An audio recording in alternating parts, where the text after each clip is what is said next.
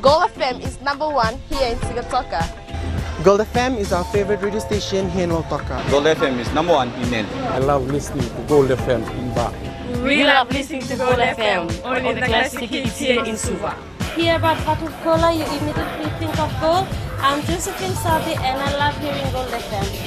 Gold FM, only the classic hits.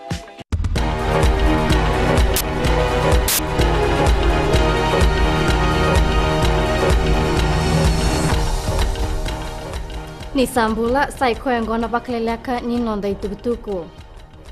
Mai la sika na indui ena bei songo baka politiki, baka bimbi na Fiji Labour Party ana nonda to sanga me baka deitaki na beika erto tutaka. Eka ni liu ni songo ni Fiji Labour Party o Mahendra Chaudhry ni roto tokona na kena okati oviti me circular state. Tukuna Chaudhry ni na bebo sakitaka na beitiki na so kena president ni songo o Lavinia Padarath. Era sang nindo bata na bei songo baka politiki ena nondo bonua kena beika e dauraka o leisenia ngarase member leta na nona reidi baka toto bata na bei matatamata e viti. Baka reitaka na liu ni Fiji First o Borenge mbaini marama nindondonu mera tu bata na bei songo baka politiki mera balataka na kena baka toroi da kitaki na nondo bonua.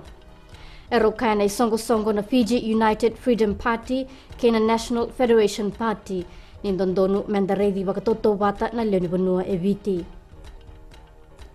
Ena buke iratiko e endonan rau wasang bulondolu na leoni bonua emba tabua raki kelo toka na kiana tar na valimbulobo memba.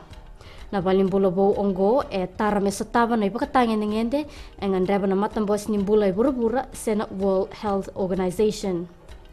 Na maki mene teke buna taka ni kena tara ena bula November ena emba kiongo ka toka ena $1 million na kena isau.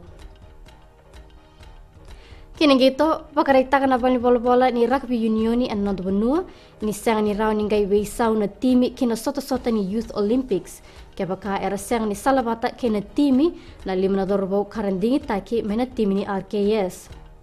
Era laki kemba ni kua na dorbo, ka rato sanga ni tiko rana dorbo me Londoni, rato na dongi tongo o Joseph Raunga, ratu epeneri ulibiti Timothy Mea Filipe Naumbalabu ke Filipe Ngoro.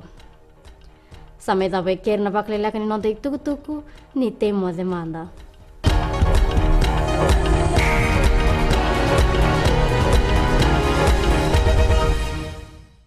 Gold FM is #1 here in Sigatoka.